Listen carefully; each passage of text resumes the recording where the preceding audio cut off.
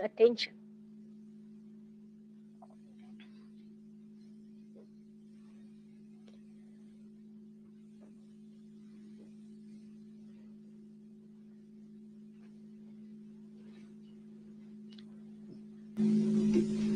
What is attention?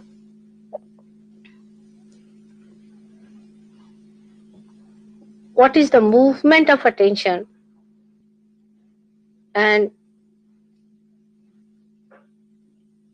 what are the ways and methods of raising our attention? Keep it in broad ways, all right? But when I'm saying all these things, you must know that I'm talking to you individually. It's not about others. Always, the first thing human beings do is when I'm speaking to you, you try to find out about whom Mataji is speaking. This is the best way of putting your attention onto something else. If you put your attention to yourself that this is for me and me and me alone, then it will have an effect because these are mantras. And that's why it is wasted. Because whatever is given to you is thrown onto another person. So the attention that you have is the only way to know the reality. Your own attention is important, not the attention of others or your attention on others. This must be clearly understood. If you understand this point that the whole thing is to be consumed by you through your attention to raise yourself to a higher situation, it will work out. Otherwise, it is like giving food to you and going to another person who is getting nourished while you are getting nothing. And that person also may not be able to get nourished because he doesn't know that you are throwing it to that person.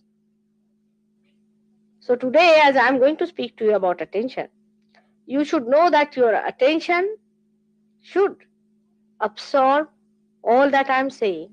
It is not meant for anybody else. You better sit in thoughtless awareness. That's the best way.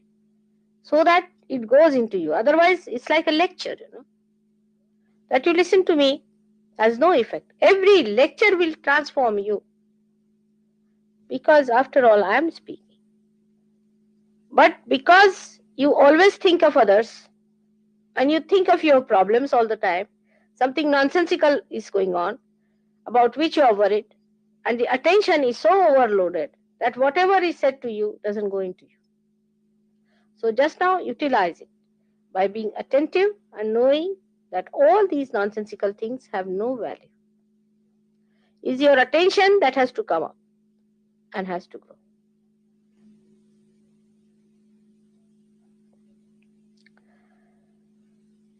So attention is the whole of the canvas of your being. It's a complete canvas. Is the attention. Complete canvas of your being is the attention. How much you have gone into it, how much you have discovered it, how far you have raised it is a different point.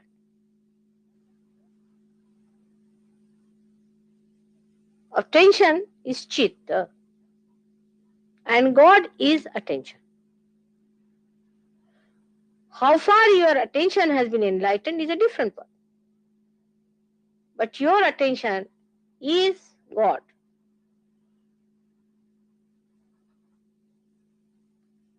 If you become enlightened to that extent, it is like a canvas. You can say it is like a canvas which is spread out for a film. And whatever aptitudes, or you can say the drags or movements of your attention has, shows on that canvas. I don't know what is the word for vritti in English language. It's not aptitude, but a person gets prone to, or his attention is dragged to. I don't know, there's a word like that for in English language, vritti. Can you suggest any word? So, our attention is just a pure, completely pure canvas, and is acted upon by the three gunas we have to begin with.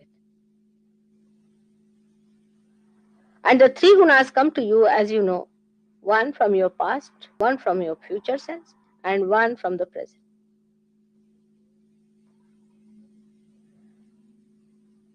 Now, whatever have been your experiences about a particular thing or a particular occasion so far is completely recorded in your memory. For example, if you see the black color, all that goes with the black color is recorded in your memory. As soon as you see this black color, quite a lot of it comes up. That means as soon as you see this with your attention, the attention gets muddled up, or you can say the attention gets colored with all the memories about this black color. And then your action takes place according to the way your attention is affected. For example, just now, something was burned by these flames. Now all of you became aware of it. Next time whenever you will see a flame, first thing will happen will be that you will be cautious about it. It is not going to happen again, but the whole memory will come to you and you will try to be cautious or warn others, because your attention will become aware of that as soon as you will see that, because that canvas of your attention itself will start throwing out these pictures out of itself through your past experiences onto the canvas. This is a living canvas. Or maybe that if you have got some ideas which you have premeditated or thought of the future. For example, you must have thought of somebody that if I meet that man, I will tell him like this. As soon as you will meet that man, your attention will start bubbling out with those ideas that are coming about this man, and you will start addressing to him accordingly. It's all stored up within you, whether it is about the future or about the past, is given out of the attention through that bubbling process, which depends on your dragging nature. Where are you dragged? That's called as vritti. But I don't know what you call it in English language. I don't know what you are prone to. Vritti is a very neutral word. It doesn't mean anything bad. It means where you are drawn to. Vritti means a temperament by which you are drawn to. Now, whatever is your temperament, it acts like that. For example, if you see a man walking, say, blindly, he cannot see things. One person may get angry with that person, another may have pity for that person, third may come forward to help him out. Is the vritti, is the temperament that you have developed through your three gunas.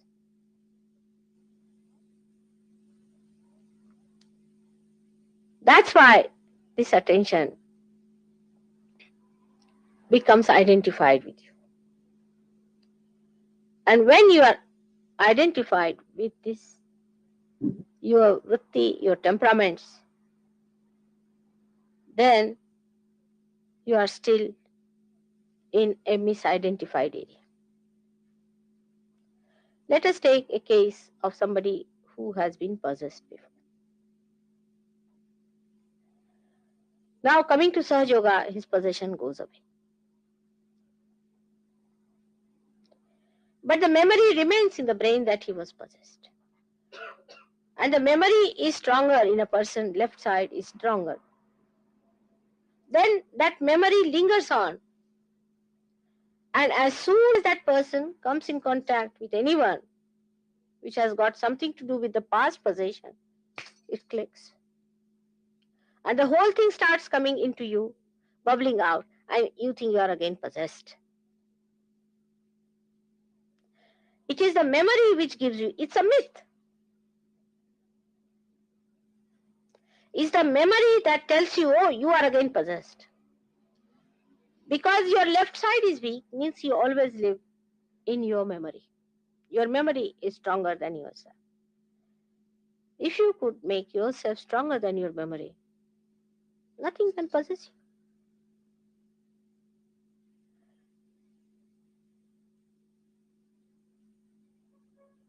But after you get your realization, you are not still identified with that state of mind in which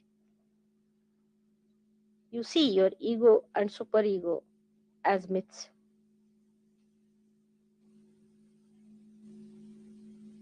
Still you get caught up into your ego and superego.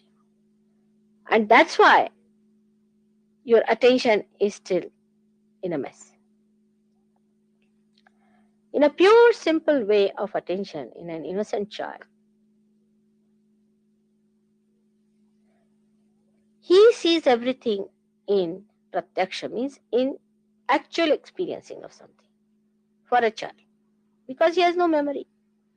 So he'll have to burn his hand to feel that this burns. He has to touch something cold to know that it is cold. His memory is not yet built. So into the actual experiencing of it, he lives. But that actual experiencing becomes memory. And once the memory is built up stronger, the whole personality is affected by memory. All the conditioning of all kinds come through that. Your reading, even the whole atmosphere can come to you. You see, sometimes you smell a particular soap, or say a rose, you smell it.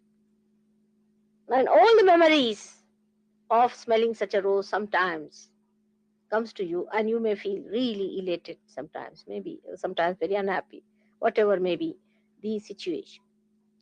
So you may feel happy or unhappy because whatever experiences you have had has given you a memory. This memory might have given you a superego or might have given you a ego. This scanning might have taken place. If it has been a ego and a superego, then maybe that if it was ego, you must have felt happy.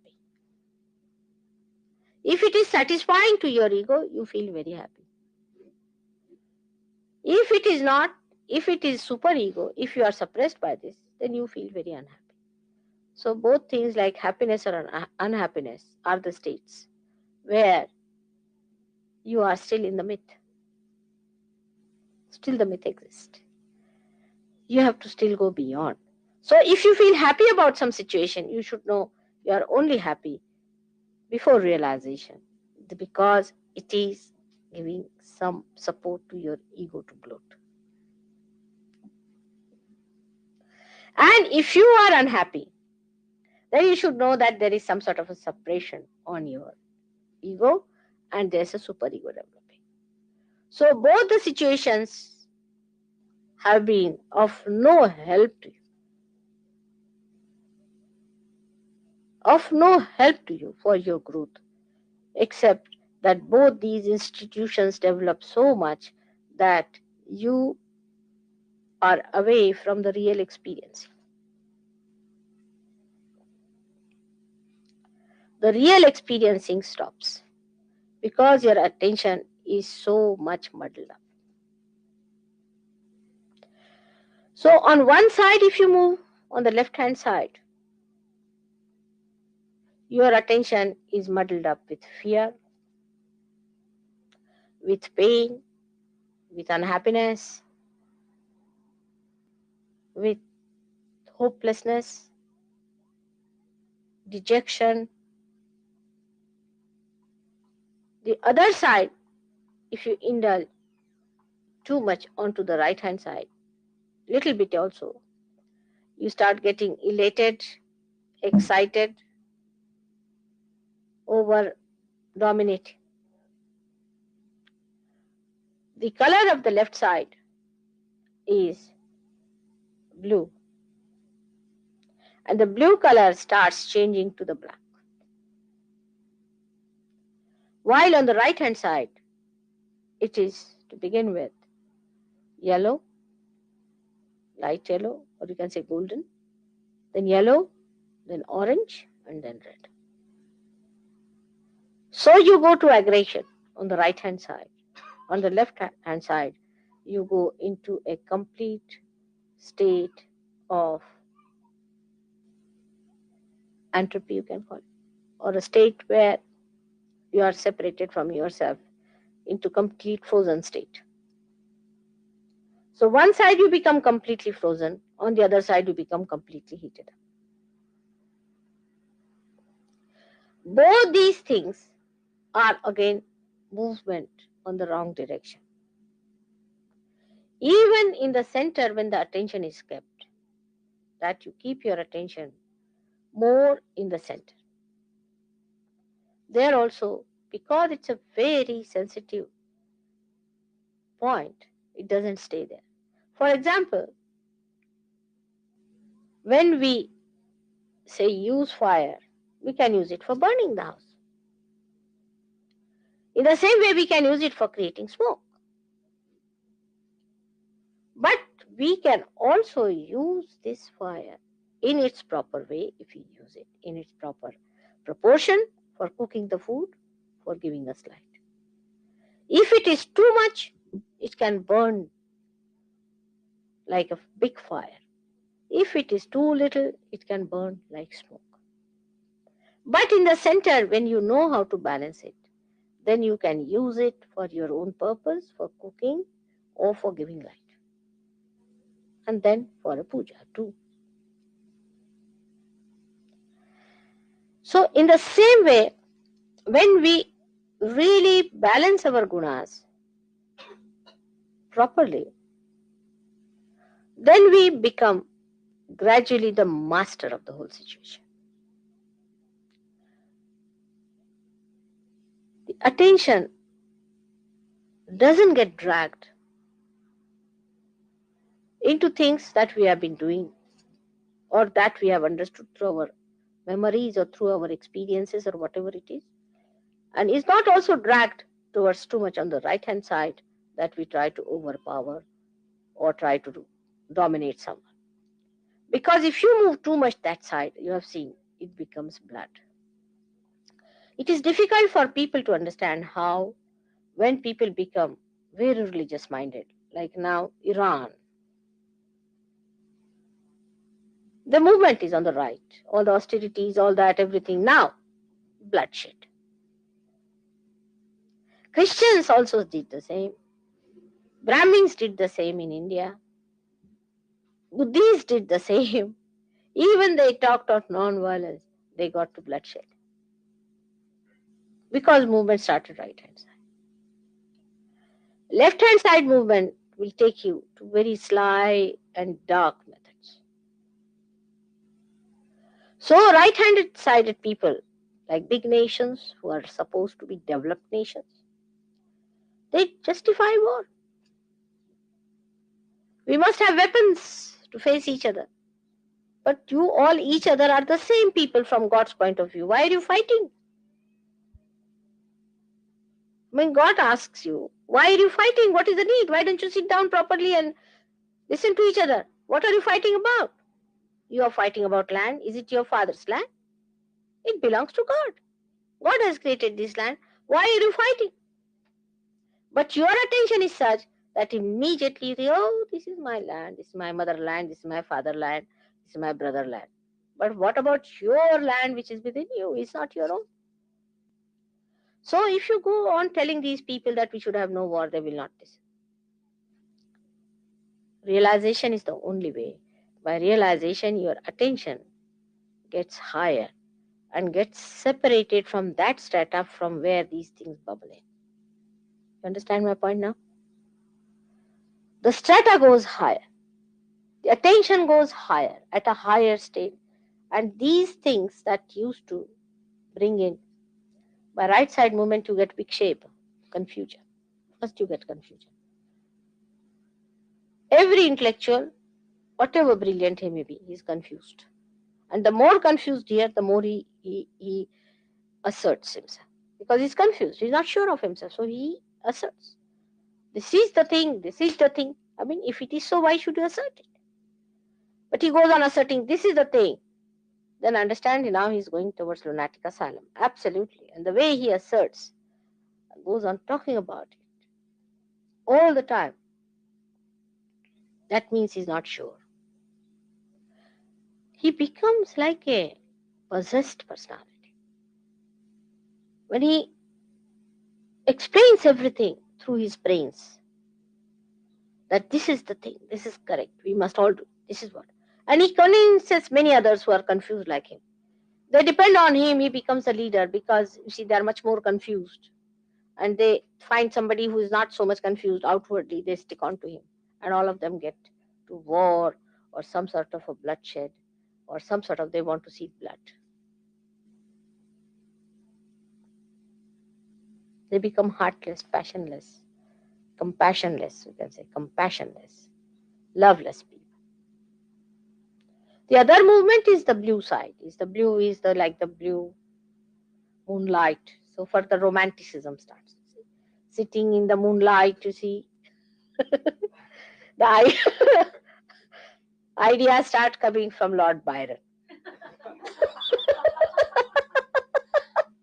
And they come into your attention. Then it becomes very strong passion with you. You think, oh, I'm still, you see, I have to find out my loves, you see, and you go on in search of your loves and this. These things do not really are giving joy. That's why so many poems have been written that love is the most painful thing, is worse than death. And all sorts of poems are written like that. So why did you get into it? I mean, it's already written down, books after books. Still, why do you get into it? You are already warned about it that don't go after love. Love is deception. Love is this, that. It is very temporary. It is for the little while you get that. By chance, if somebody could stop at a point by marrying somebody who is sweet enough and realize that love and marriage and all these things are in the center, are like the fire in the kitchen, are like the fire in the temple, looks after it and doesn't overdo something about it, then maybe that this may be utilized. In the same way, the right side movement of the sun line, if people think that yes, the sun is important, we have to have sun in the house, but you are not to become naked and insult the sun and get your skin cancer. Sun is not for your skin cancer.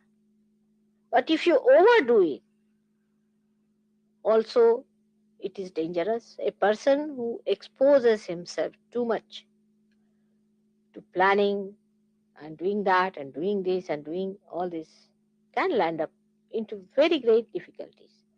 So you have to balance that side also and this side, and you have to be in the center, in the equilibrium. Now, this word equilibrium doesn't exist in our day-to-day life. It exists only in the fiction or maybe in the so-called scientific research. But as far as human beings are concerned, they do not know what is equilibrium is. Because of this, the attention, though after realization comes up, still on the sides they just go down this side or that side. according to your vrittis. And when these identifications still act in them, they are prone to go down again in their attention and again start bubbling out the same thing as they had. Now, one has to become lighter in one's own mind and should think that we have dropped all that. Now, why are we there? One should become lighter with all that load flowing out, because you are here to raise your attention higher and higher so that you come up to a point where you become one with the attention of God. Already your attention is sparkled, because through your attention you can see what's wrong with you, you can see what's wrong with others, and you can see how far you are going with yourself. But the progress is retarded because you do not know that this attention is pure form, and all that you get into this attention is a mythical stuff, is a myth. If you drop this myth gradually, treat everything as a myth and not depend on becoming unhappy or happy, just seeing the thing, your attention will take a flight and it will be at a much higher level residing there. Instead of that, every moment you go this way or that way, you see, it goes on like that. And the movement upward is much less. Even in Sattva Guna, when you rise, you can go much worse in that condition also. For example, if you say that I am trying to be Sattva Guni, in Sattva Guni it is that you start seeing everything, discriminating through your understanding, not through vibrations, through understanding. Oh, should we not somehow or other take out our attention from here? Should we not give up this? Should we be charitable? Should we go and serve the people? There are people who think, oh, we are going to do something great, like your Salvation Army. See, let them be salvaged by themselves. I don't know what salvation they are going to do. So these ideas I'm saying, of Sattva Guna can also immobilize you and can really freeze you down once for all. And that also can work in you in such a sly manner, or we can say in such a secretive manner that you won't feel it. All these ideas of helping others, being charitable, let's have a charity association, finished. Once you work in the charity association, your attention is finished. But if your attention goes higher, say my attention is, I'm only nothing but charity. I mean, what am I? It just flows. You just become the charity. So the difference between a person who is realized and a not realized is this, that the attention which was giving myth as reality to you is gone now, is gone higher. It can see that it is myth. Attention can clearly see that it is myth, and you can see that yourself and you can remove yourself from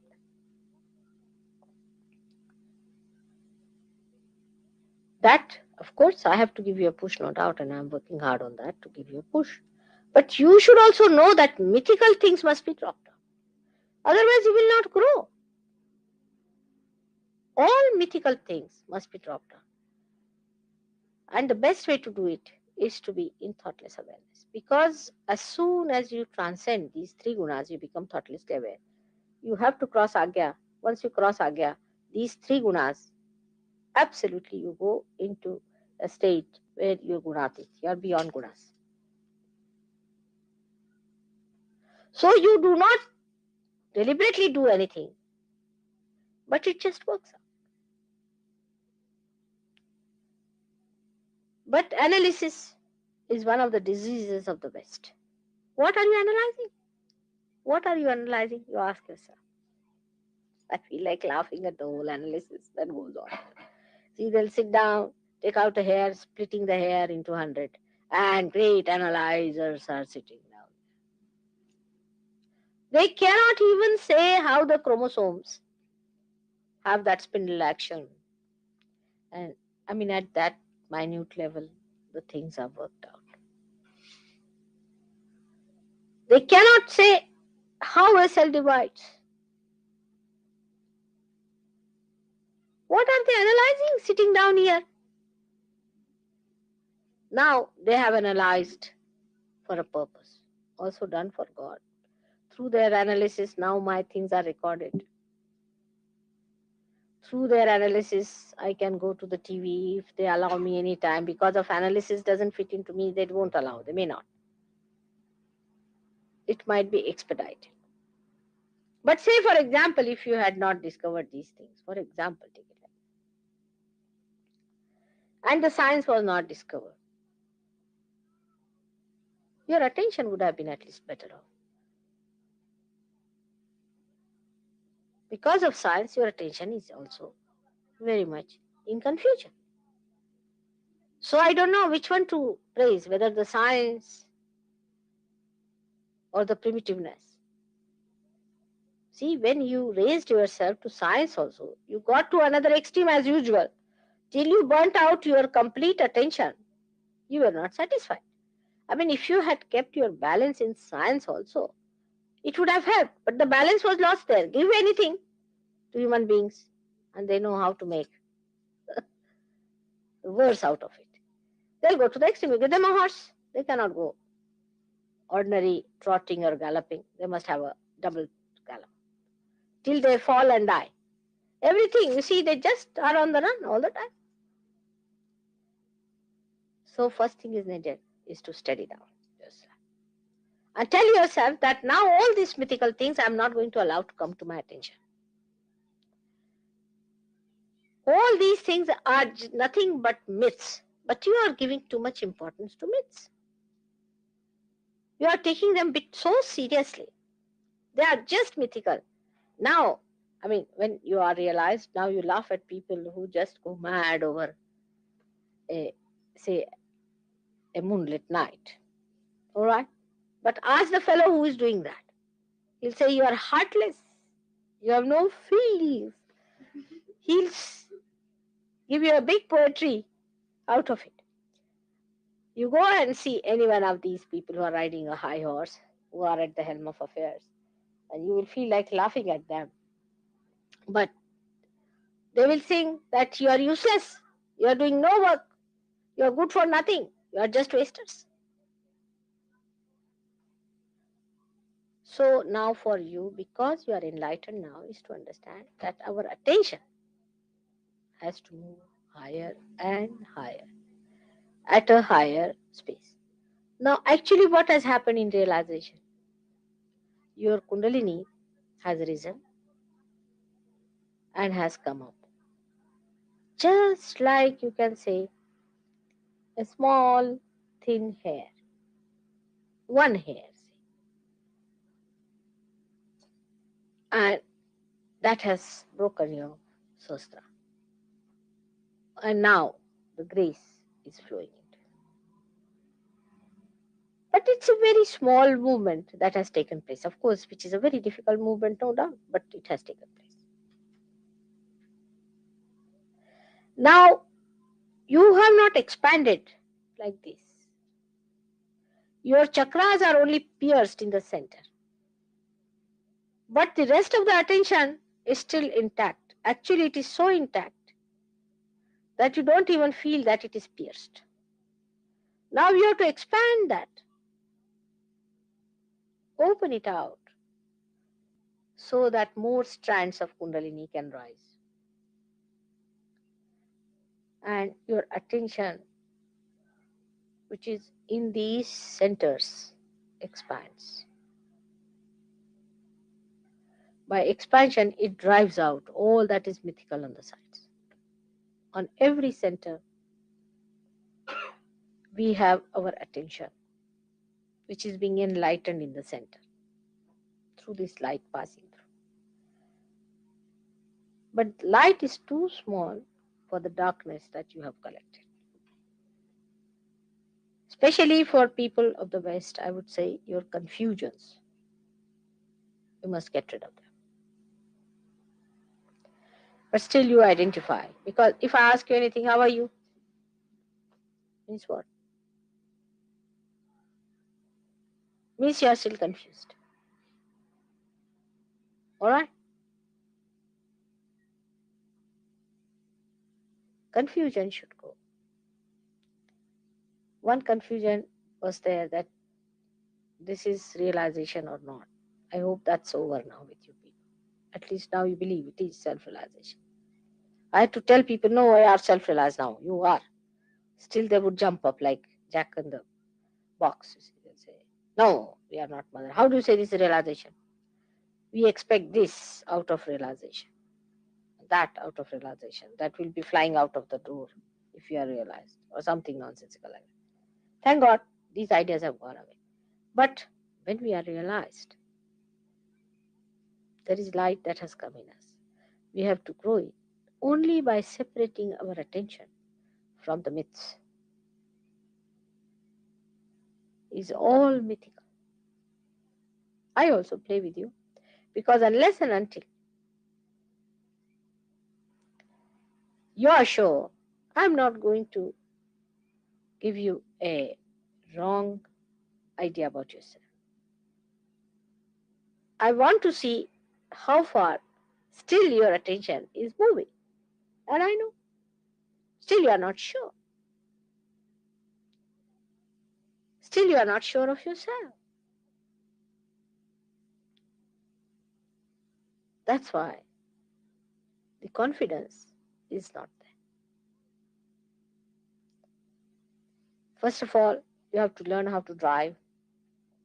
Then you are tested.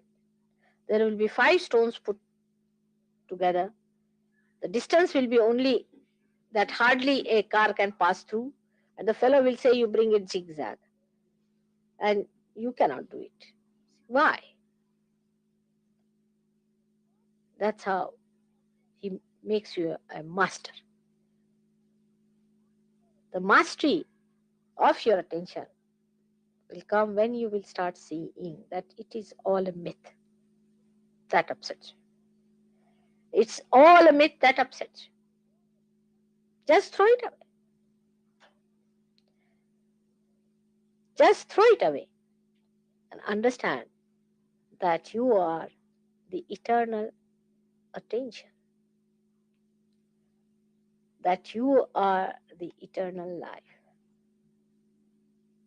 That only thing that keeps you away from it is ignorance. And the ignorance is too simple to understand that you have accepted myth as truth. Just drop it. It's all myth.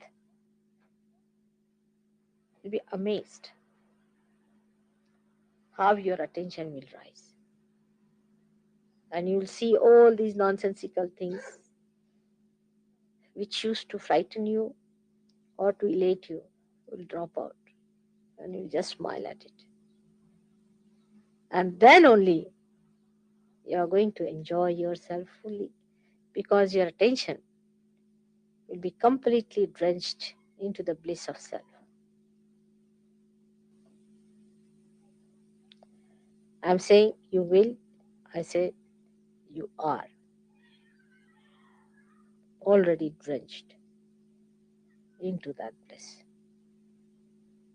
Keep it up. Now, how to do it? Actually, in every day-to-day life. How to kill the memory of the past. To kill the memory of the past is to have new memories. You must remember when you got your first realization. Always think of it. Whenever any such memory comes to you, you try to think how you got your realization. Any memory that is troublesome or even so-called elating, you just try to remember how realization has come to you. When you feel aggressive about something or angry something, just try to remember how you felt the joy of surrendering. Just think of that joy of surrendering, of dissolving yourself. So the new memories must be built up. If you start building up new memories, then you will start collecting moments to establish other moments which have such memories. Like a memory when you try to help somebody, you raise the kundalini of someone. Now the problem would be when you will be raising the kundalini of others, you will be in thoughtless awareness. There won't be any thought. And thought is the only thing which impresses. But that time you can record the joy of raising the kundalini. If you could record the joy of raising the kundalini of others, you will feel a new wealth of these beautiful moments will be accumulated. And all those moments which were giving you confusion or fear or so-called unhappiness and happiness will drop. And pure joy will remain. Because now most of the experiences you have had are more of joy. Joy has no thoughts.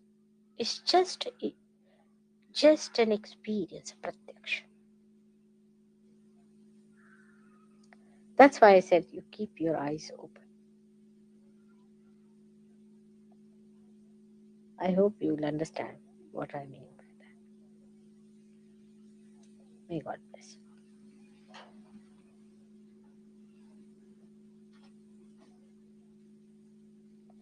I think let us meditate today. Maybe this meditation will help us. Please close your eyes.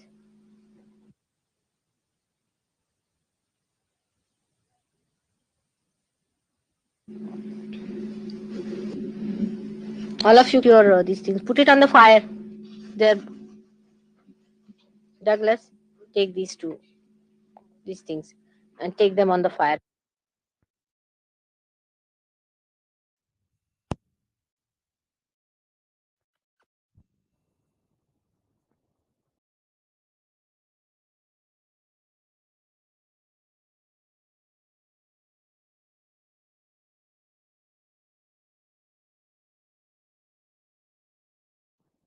Not paying attention here or there or without worry.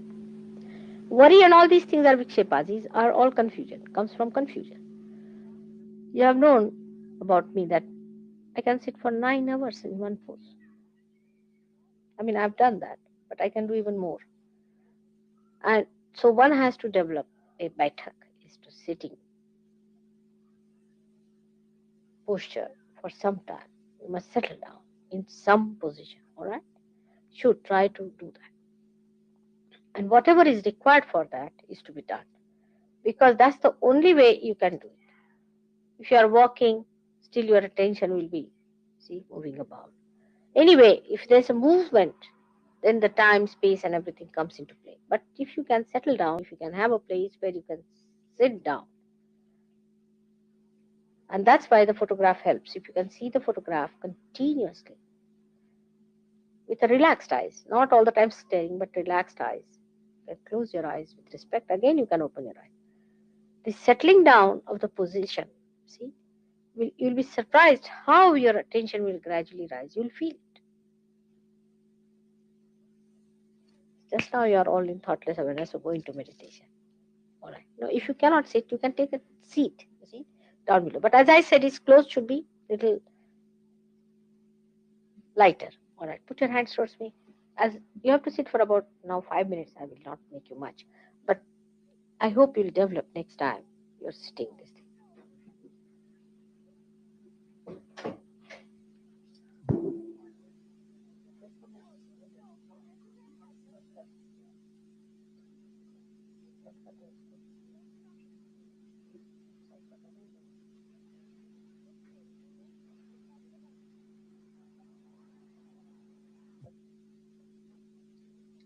Expressionless. This full expression on the face. Just expressionless, lost. Within yourself.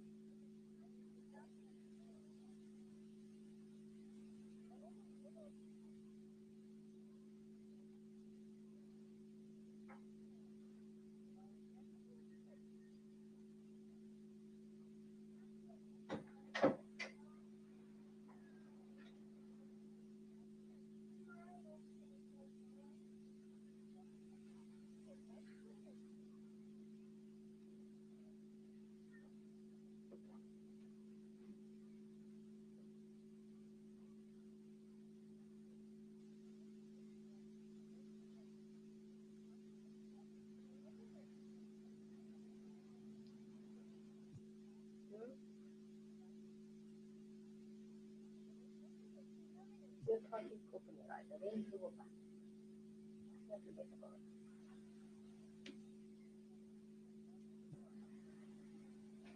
Right hand on the heart, I think we have right hand on the heart. Now do it with your heart. Do it with your heart. Right hand on the heart.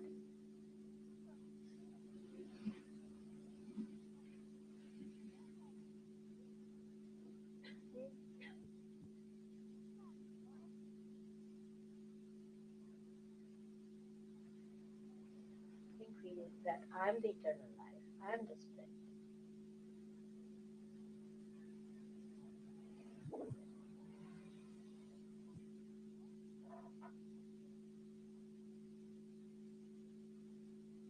Even.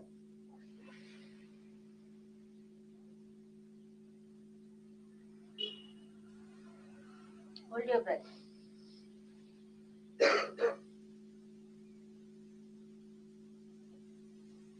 Give it.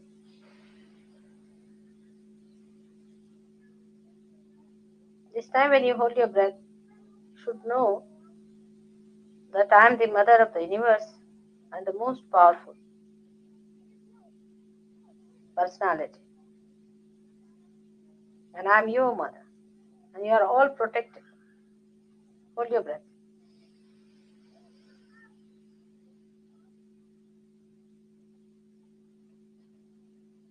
Ah, leave it.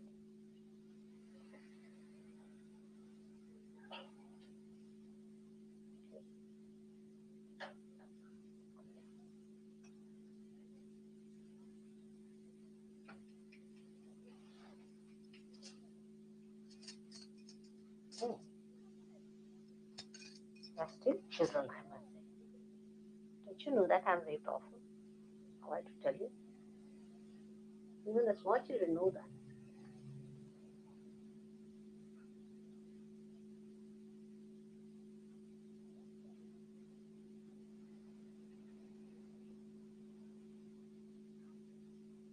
Alright?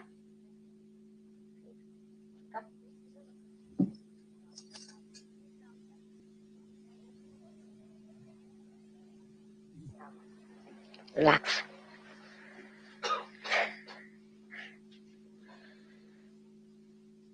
Let's have some music and something. Now, any questions? Anywhere?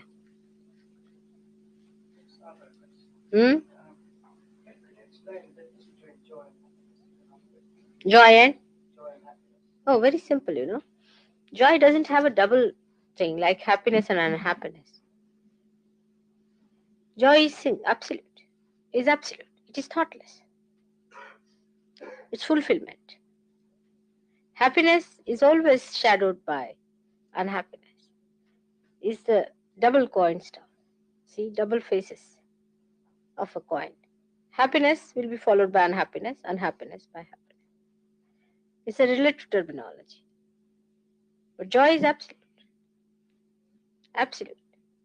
It's beyond thought. It's bliss. Contentment can be relative still. But it's all that in one. Joy is where you do not ask anything anymore. Just there. It just emits there. Just emits. You don't want anything, it just goes. Overflowing. It has nothing to do with your rationality. It cannot be perceived through a rationality. Beyond, you just feel it. Yes, Jeremy? Huh? Dreams. Now, you see, there are three stages of our consciousness in the normal way. Not the fourth one that now you are in the fourth one, but normally there are three stages. And the third stage is called as Sushupti, where you are in a stage where you are deep asleep, you see. That time you come in contact with the unconscious. Unconscious actually enters your attention and you start getting the information from that. But a person who is not yet realized is not quite awake in that state, in the sense that whatever he records gets again clouded when he's coming back through those stages of. He comes through subconscious areas. You see, lots of areas. We can say that he comes out of all the subconscious areas that he has got within him and the supraconscious areas within him. And then he comes to conscious mind. So lots of things cloud it, you see, like covered it. So the interpretation or even the memory of the dream could be quite confused, you see. But after realization, you touch even deeper because you enter into unconscious. Not that the unconscious has to do anything, but you enter into the unconscious. Your attention goes into the attention and it records what it sees. The more you become realized, you see, the dream state will go away. For example, I never dream. Actually, I am in dream. I never dream in the sense that when I'm so called dreaming, I'm actually there working it out. And I can verify it with others that I was that time with you. He says, yes, this happened. So, you see, it's a different state of mind. But actually, this happens. You never have a dream. You are always in reality. But that's a different thing. But at least whatever you record in that from the unconscious, at least should be your own. But mostly the dreams of the people are clouded. So the dream doesn't have much meaning. But with Sahaja Yoga, you are enlightened so much that in your dreams also you see what unconscious has to say actually, which is not confused, which is not clouded, which is absolutely with that you are awakened. For example, you might see me many times in dreams. And suggestions will get from me. I work through dreams only, through the unconscious. But some people always will say, oh, I've seen you somewhere. I've seen you many times. I don't know where have I seen. Were you in New York? I said, no. Then where did I see you? They saw me in their sleep, you see. But they cannot connect that it was in the sleep they had seen. They're not realized people, but they have seen.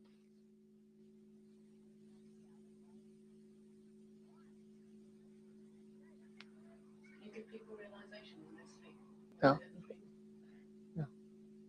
I do not want to even give a realization to people when they are not facing me, either my photograph or Sahajogi's. That should not be. Because recognition is the only point in Sahaja.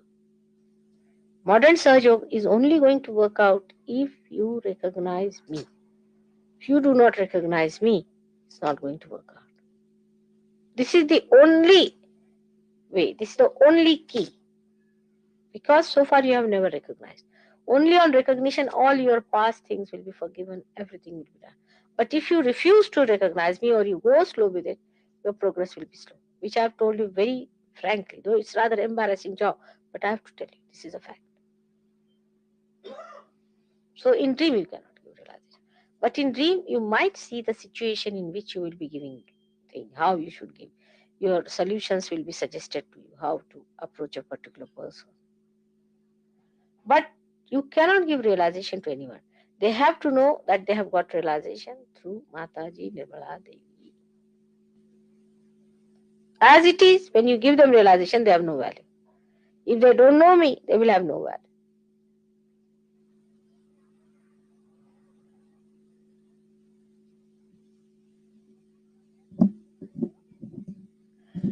But I would still suggest that one should not go on analyzing the dreams too much. Again, the same problem will start, because I know Jung and all these people did that. But that was all right at that stage because they were not realized people, or they were realized of a very uh, confused manner, in the sense that they were not sure of themselves. But you people do not go on bothering about dreams so much. The dreams are coming to you to give you a solution of a problem. The unconscious is helping you in dreams. For example, when I go to India, most of them dream that mother is coming. I mean, it's like acts as what you call television.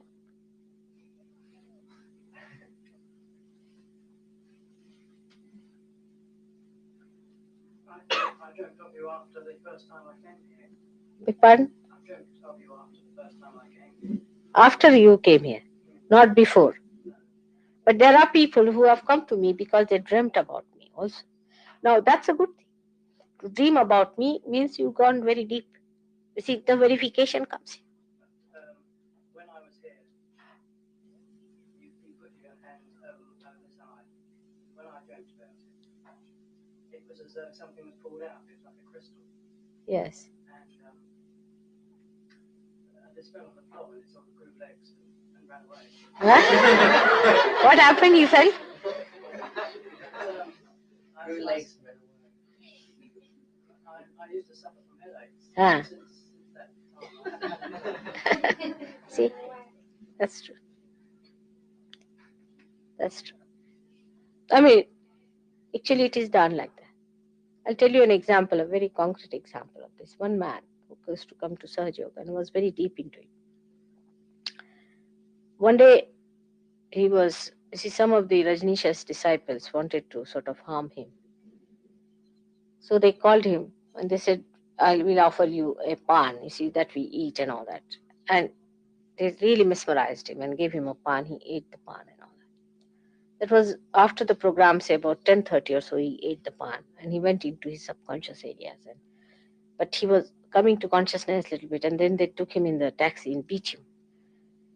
But they could not beat. See, he could see that they used to come and beat him and their hands were held by somebody. Could not feel the beating on him at all. And he used to come to consciousness, again unconscious, and then he became absolutely conscious. You see. He saw them beating him and they said they were getting the pain as if beaten, but he was never beaten. And then they left him in one place. And they took out his chain, a gold chain, and he had one ring of a real ruby in his fingers. They took out all that and they left him in one place somewhere. And then he walked all the way from there to his house. So I saw all this happening to him, and that I was trying to slap back these people and all that. I saw all that, I was doing it. You see. So early in the morning, I got up at 6 o'clock. I telephoned to his house and I said that, how is he now? His wife said, he came very late. I mean, he came really in the morning time, about 5 o'clock. And now he's sleeping. I said, let him sleep. He has had a very bad time last night and he suffered a lot, and these Rajneesh people have troubled him a lot. I told her. She was quite surprised. You see, she didn't know all these things when he got up. She asked, where did you go? And then she told all the story about it. Then he telephoned to me, said, Mother, you were there to save me. I said, all right. I told him, but I normally don't tell you, see, but that day I just wanted to find out.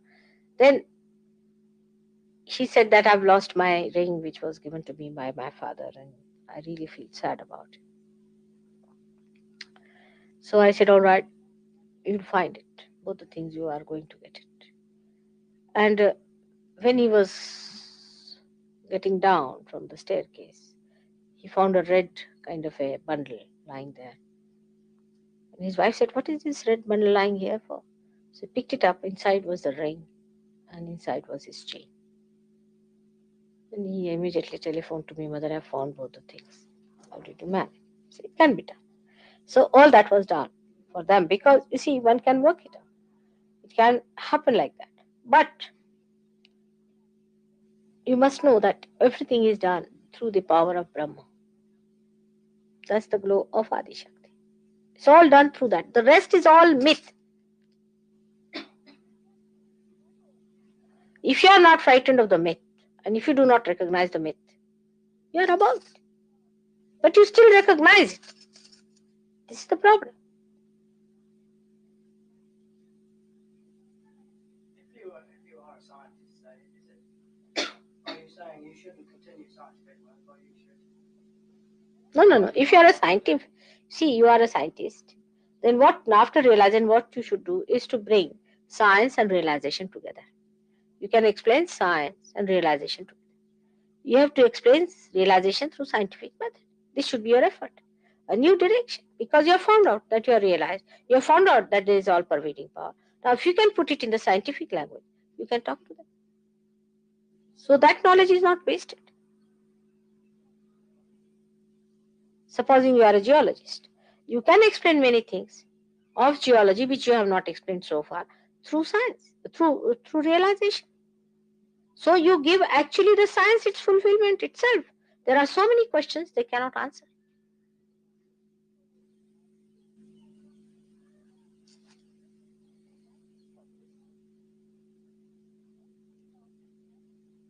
Everything, politics, everything. Why it has failed, what has happened, what is the reason, everything can be explained through science of Sahaja Yoga. Everything. Why it works out, why it doesn't work out, what's the thing, what is the failure is due to. Everything can be explained. Human behavior, everything. So use your knowledge to enlighten the knowledge which is covered with ignorance.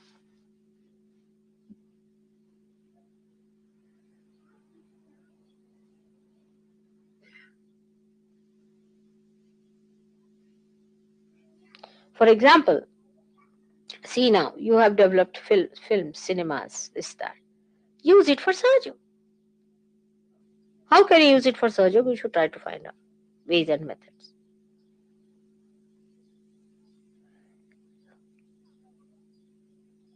Supposing you are a dramatist, use that drama. Make a drama on Sahaja.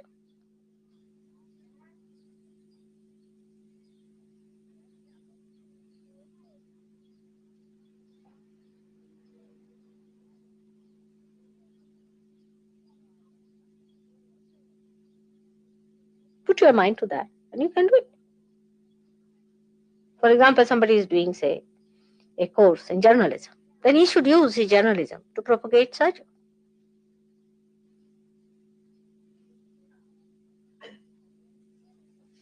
Should try to find out in geology also, or in any subject whatsoever, the light of Sahaja Yoga, which is being missed so far by the scientist, by the geologist, by the psychologist, by everyone. Because it's all a science which is secluded, which is in darkness, which has no connection with the whole.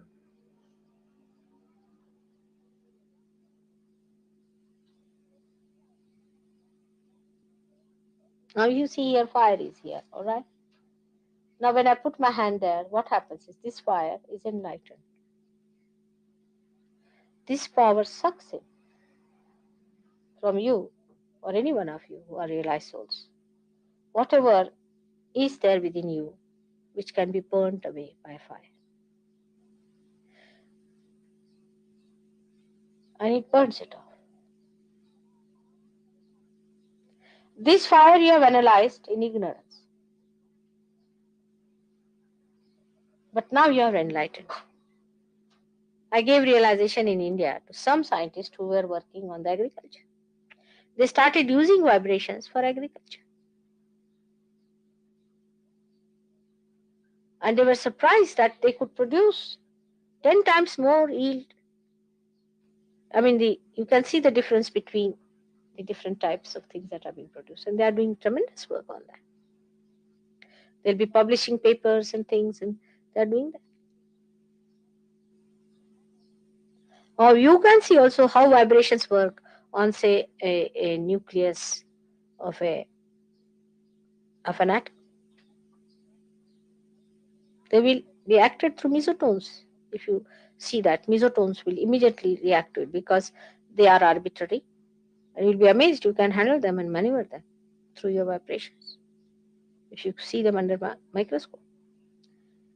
If you want to go into it, you can go. Because you see, first of all, we have to convince these horrible people. What else could be? And give up everything else and just accept it. Be within it. We are curing people without any science with us. We are curing mad people without any science. After all, everything is for the betterment of human beings. We are improving food problem. We are improving even material problem. Everybody has got better. Lakshmi Tattva is improved in them. All these things can be done. And scientists can show that science taken to extreme can take to destruction, which is not related to the whole. If you move in one direction, you see, linear movement, it just coils back and comes back to you only. But if you are related to the whole, then you know how to balance it. You see, otherwise the nose starts growing or the ear starts, it's malignant. The growth of science, the modern science, is malignant. It is malignant. Even on Earth, if part of Earth starts growing, for example, on one side, the whole balance and equilibrium will be gone of the Earth, isn't it? When if you see the nature in its real completeness, then you will see there's such a balance existing. Science is just moves like a blind horse in one direction. What is the use? Then you go to atom, and from atom you go to atomic energy, and from there to the destruction. But if you have kept to the truth and to the complete, then you would not have gone that far. All right, it's useful for us. Use it. Analysis destroys all our character, everything. If you start analyzing yourself, you'll be destroyed. Take yourself as a whole. There are people I've known who analyze me also. Such silly fools I've seen. Yeah, there are.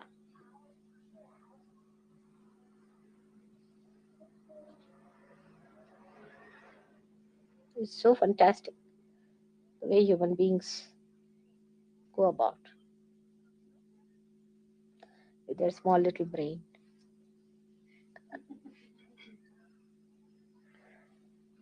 Anything they cannot explain in surgery. When you have the higher science to discover, forget the lower sciences.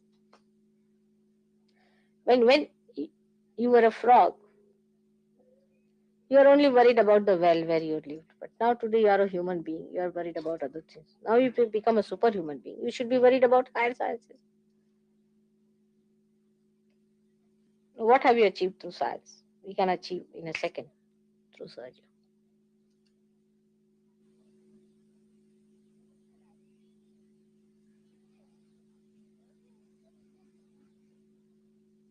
Your material welfare can be in a second we can improve. If you get your realization, materially you will be better off.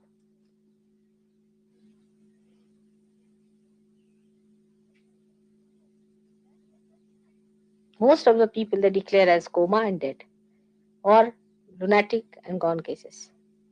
They have not been able to cure any lunatic whatsoever. Once he goes to the lunatic asylum, he just comes as a corpse. He never comes back as the same person. What your science have achieved so far? I mean, in which way? Take to anything, political problems, anything. You tried to have political, say, democracy. You have created demonocracy. You wanted to have communism. It is nothing but killing everyone. Everything is a topsy-turvy. Hello, how are you? Look so. You come here. You come here. Your daddy has come. Where is he? Oh, I see. Sit down. Sit down. Sit down. Good. Now, any other question? Should we have some music?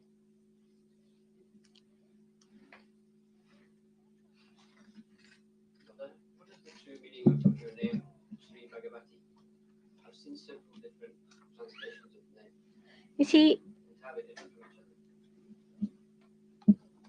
each other. Bhaga. Bhaga means 6 things altogether. They are the 6 attributes of God. And Bhagavati is the power of God. That's why she's called as that. 6 basic attributes of God.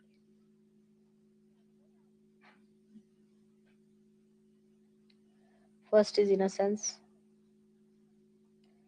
Second is creativity.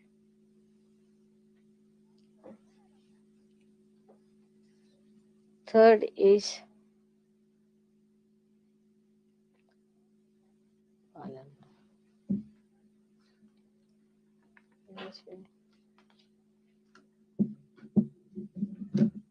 पालनहार को क्या कहना चाहिए?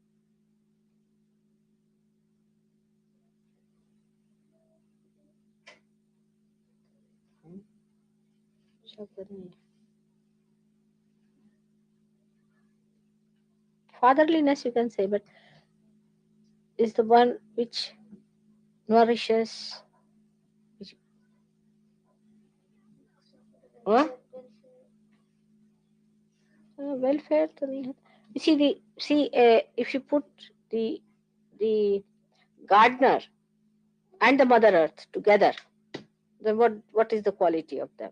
Is nourishment, growth, looking after, and everything called as palanhar. The one in English must be a word somewhere. The patron. Patron? But patron doesn't mean all that, isn't it? Huh? Husbandry. Husbandry is a funny word.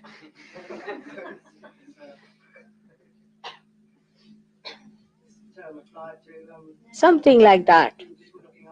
Paternal. Huh? Paternal. But it is also maternal, you see?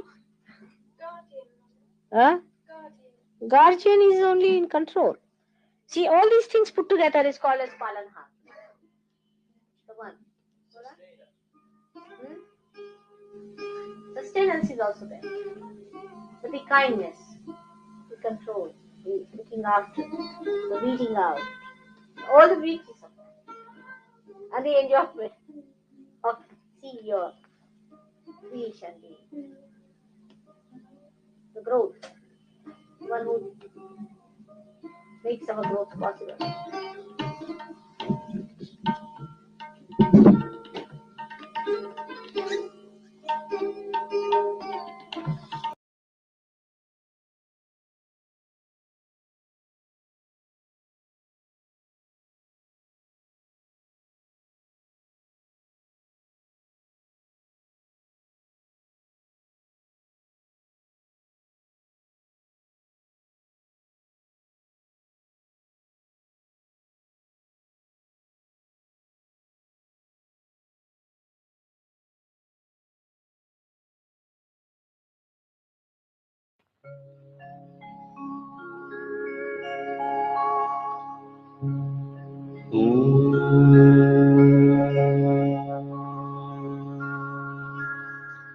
त्वमेव साक्षात्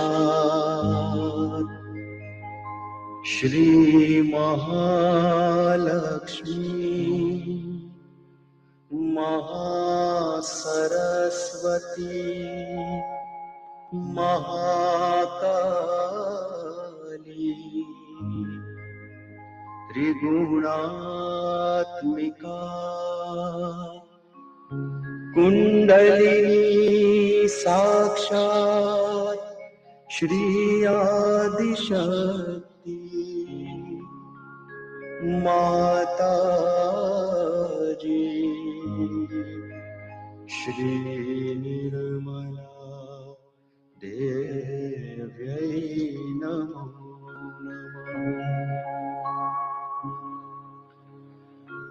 ॐ त्वमेव साक्षात् श्रीकल्की साक्षात् Shri Adishakti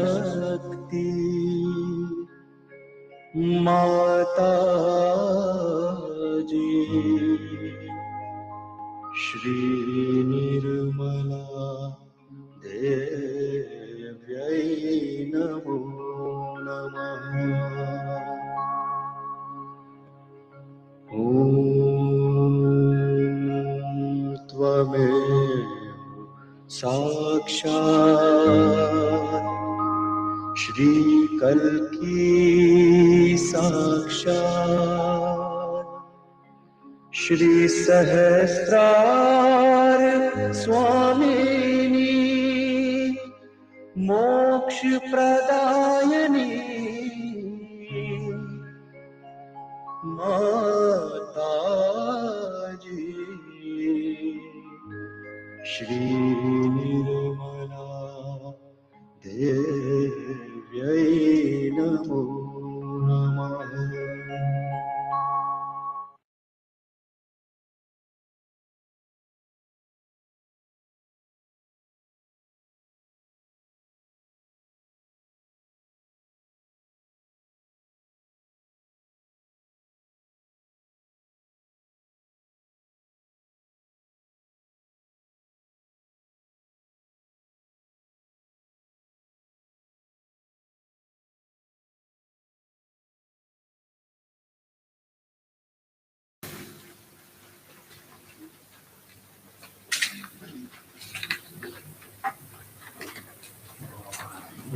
Nirvanta Samhita Tvameva Tvameva Bandhu Sasaka Tvameva Tvameva Vidya Tvamiham Tvameva Tvameva Sarvam Mamadeva Deva Sasami Kriyante Shamaya Dasumati Brahmatva Sharmasva Parameshwari Sharmasva Parameshwari Sharmasva Parameshwara Bhavavam Rajanani Rajanani Rajanam Ujjanjayani